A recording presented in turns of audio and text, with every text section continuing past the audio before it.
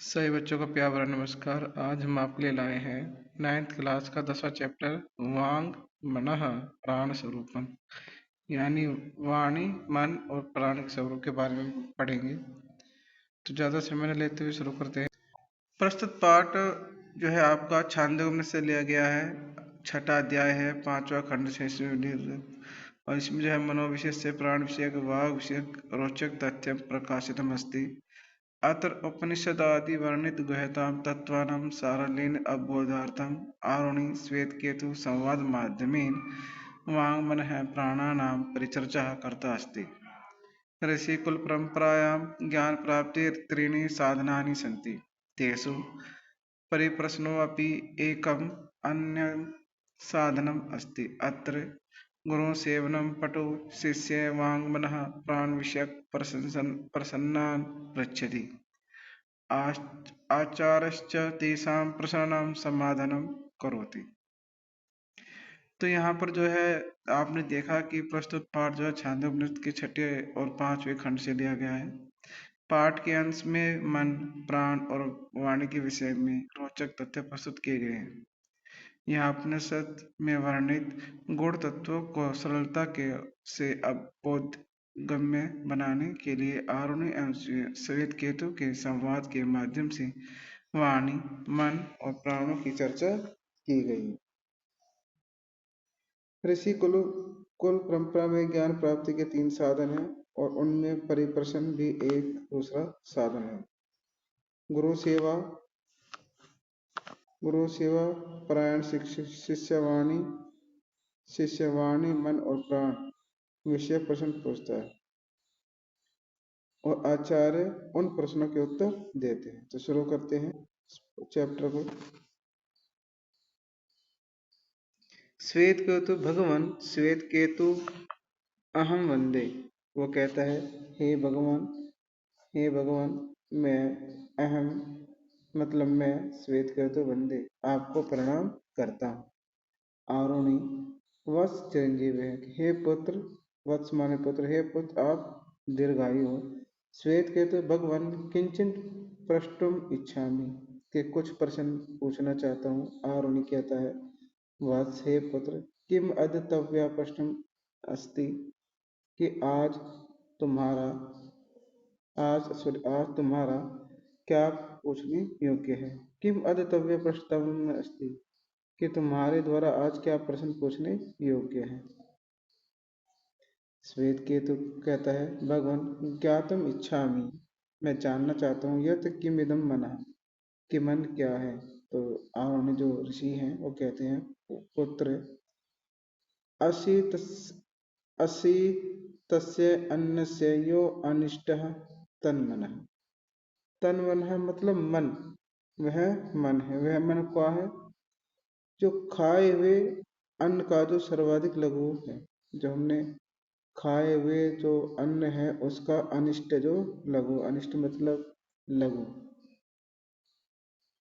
जो हमने खाया है उसका जो सर्वाधिक लघु भाग है वो क्या हमारा मन है। श्वेत के तो कश्चिन प्राण है और प्राण क्या है। आरुणि पीता नाम अपाम यो अनिष्ट से प्राण, वह प्राण है। वह प्राण क्या है?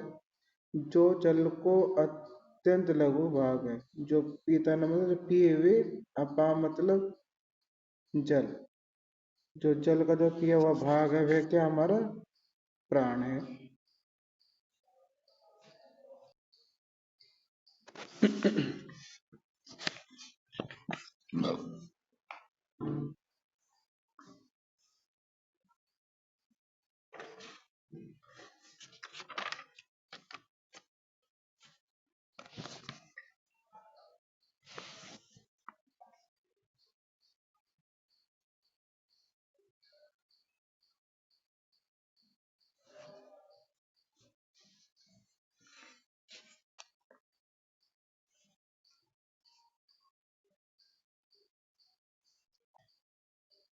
श्वेत केतु भगवान का एवं वाकः कि हे भगवान वाणी क्या है। आरुणि कहता है, वस्त असितस्य तेजसाम यो अनिष्ट सा वाक, जो खाए हुए, जो खाद्य पदार्थ हमने खाया है, जो भोजन किया है, उस तेज का जो अनिष्ट भाग है वह क्या है?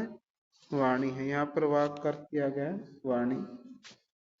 सौम्य मनः, अन्न में है प्राण, आपो में है वाकः, च तेजो मयि भवति इत्यार्थम। वो कहता है कि वह वाणी है, मन अन्न में है, प्राण जल में है और वाणी तेजो में है। इति भवति इति अपे धारयता, इति अपे अवधारता, अर्थात अवधारता मतलब इस प्रकार से समझना चाहिए।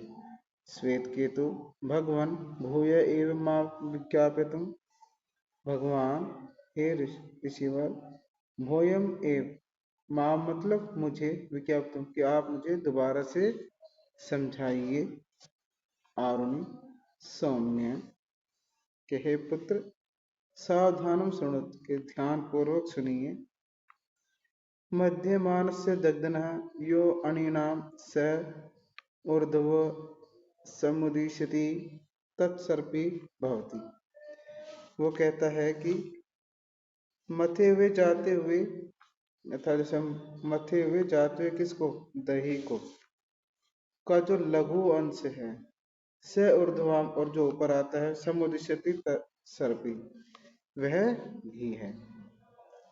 वह क्या है? उसका घी होता है भक्ति। तो कह रहा है कि मथे जाते हुए दही का जो लघु अंश होता है वह ऊपर उठता है और वह क्या है? घी है। श्वेत केतु, भगवान भवता घर्तोत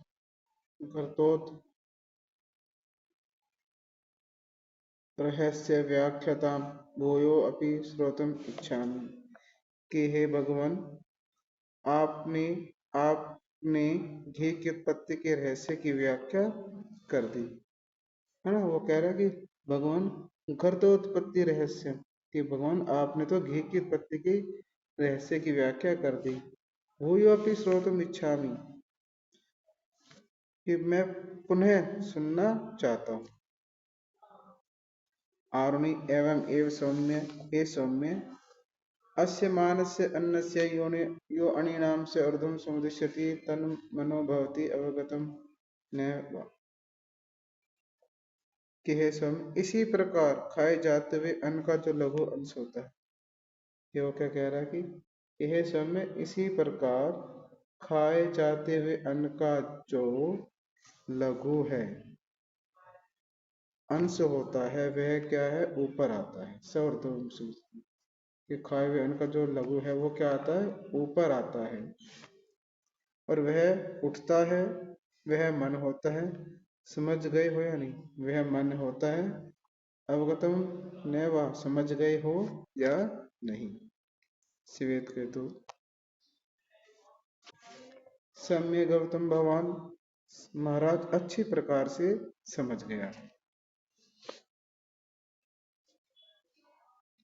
श्वेत केतु, भगवान वाचम अपि व्याख्यातुम,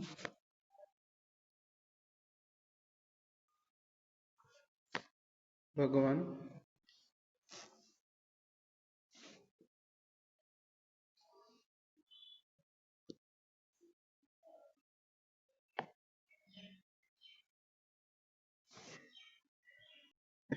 फिर आता है आपका शब्दार्थ।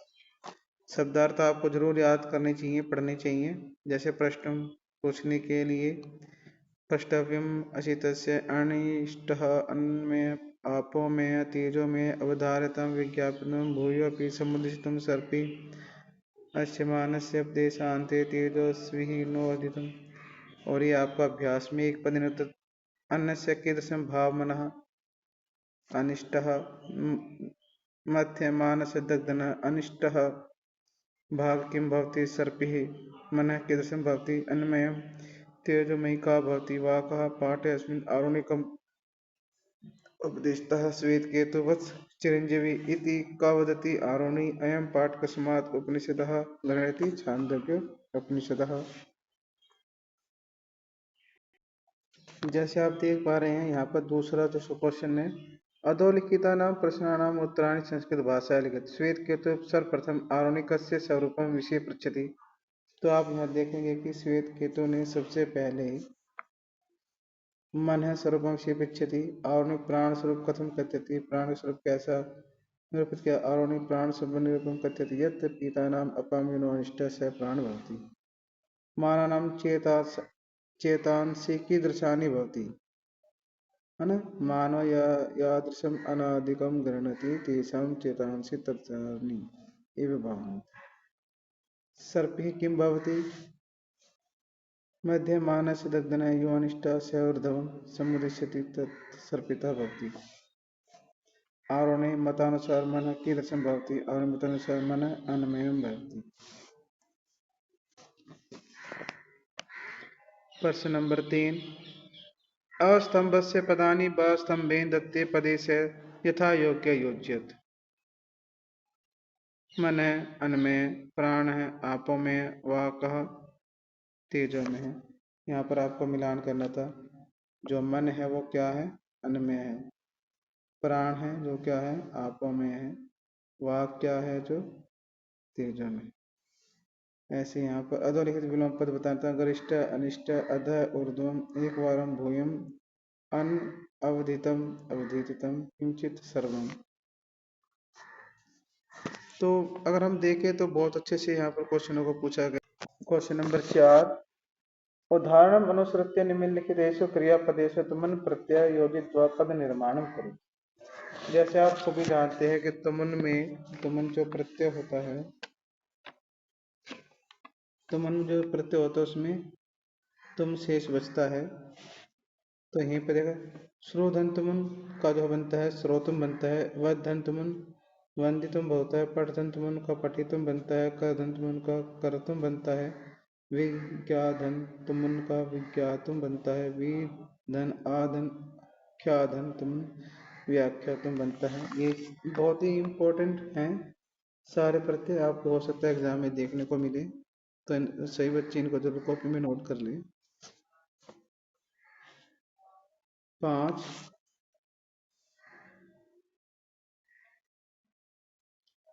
निर्देशानुसार स्थानानि पूर्यत अहम किंचितपि पृष्ठुम लट लकार का प्रयोग किया गया है। यहाँ पर आप देखेंगे अगर आपको लट लकार का प्रयोग जानते हैं तो यहाँ पर आराम से करेंगे। अहम का प्रयोग आया था यहाँ पे इच्छा में आ गई।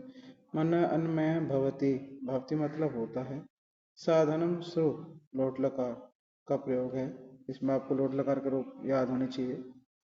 तेजस्वी नो अभितम अस्तु यहाँ पर अस धातु का लोट लकार आया है। श्वेत केतु आरोणी शिष्य है आसीत लंग लकार का प्रयोग करना है। उदाहरण अनुसृत्य है वाक्यानि रचत अहम स्वदेशम सेवितुम इच्छामि अहम शिंस्य उपदिश्यामि अहम गो प्रणामि अहम छात्रम अज्ञप्ति अहम गुरु पृच्छामि अहम सत्यम अवगच्छामि। प्रश्न नंबर 6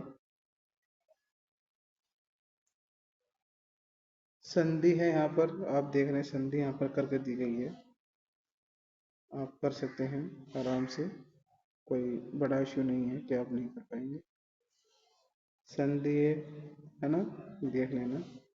प्रश्न निर्माण यहाँ पर किया गया है इनके स्थान पर यह आएगा। पाठ 7 पाठ से सारांश से पंचवाक्य लिखित। पाठ के सारांश को आपके 5 वाक्य में लिखना था। जैसे मन के बारे में था तो मन है अन्नमय भवति प्राण के बारे में तो प्राण आपोमय भवति वाक् तेजमय भवति मानव सादर्श अन्नादिकम गृह्णति तेषां चेतासि तदसानि से भवति। मानव जैसा अन्न ग्रहण करता है वैसा उसका चित्त हो जाता है। आरोणी श्वेत केतु वांग प्राण स्वरूप सम्यक उपदिष्टवान। आरोणी ने जो ऋषि हैं उन्होंने श्वेत केतु को वाणी प्राण और के स्वरूप के मारे वाणी प्राण और अन्य के बहुत अच्छा यहाँ पर उपदेश दिया है। उम्मीद है आपको हमारी वीडियो पसंद आई होगी और हमारे चैनल को लाइक शेयर और सब्सक्राइब जरूर करें। अपने दोस्तों के साथ शेयर करें और वीडियो को लाइक करना ना भूलें। सभी बच्चों का वीडियो को ध्यानपूर्वक सुनने के लिए बहुत बहुत धन्यवाद।